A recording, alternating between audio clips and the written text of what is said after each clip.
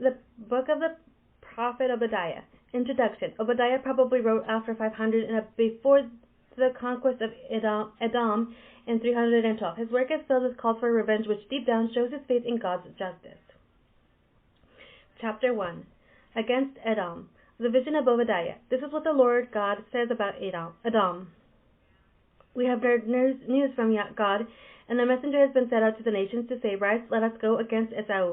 Verse 2, the day has come, you now are small among the nations, you are utterly despised. Verse 3, your arrogance has led you astray, you who live in the clefts of the rock, you who make the heights your home, you who say to yourself, who can bring me down to the ground?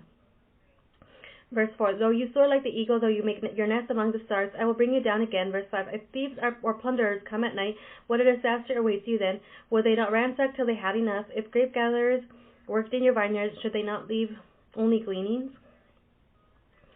Verse 6, see how Esau has been looted, even his hidden treasures pillaged.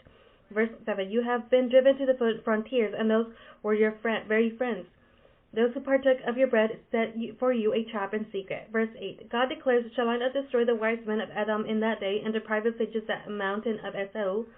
Verse 9, your warriors, O Teman, will be afraid, and all from Mount Esau will be slaughtered.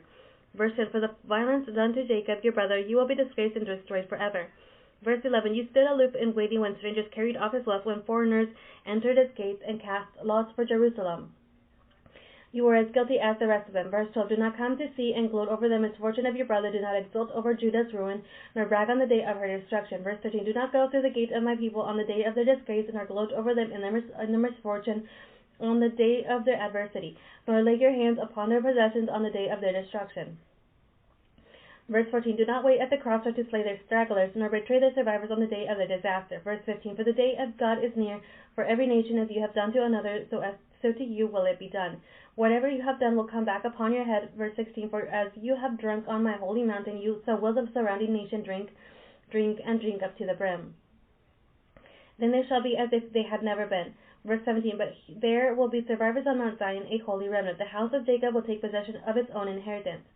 Verse 18, the nation of Jacob will be a fire, the nation of Joseph a flame, but those of Esau will be a stubble, and they will burn and consume them. And of Esau's house none will remain. For it is God who has spoken. Verse 19, people from the Negev will occupy Esau's mountains, those from the plains, the land of the Philistines. They will occupy Ephraim and Samaria, and Benjamin will possess Gilead. Verse 20, the Israelites exiles who are in Canaan will possess Phoenicia as far as Zarephath. The exiles from Jerusalem, now in Sepharad, will possess the towns of the Negev. Verse 21, deliverers will ascend Mount Zion to rule over the mountains of Esau. Then God will reign.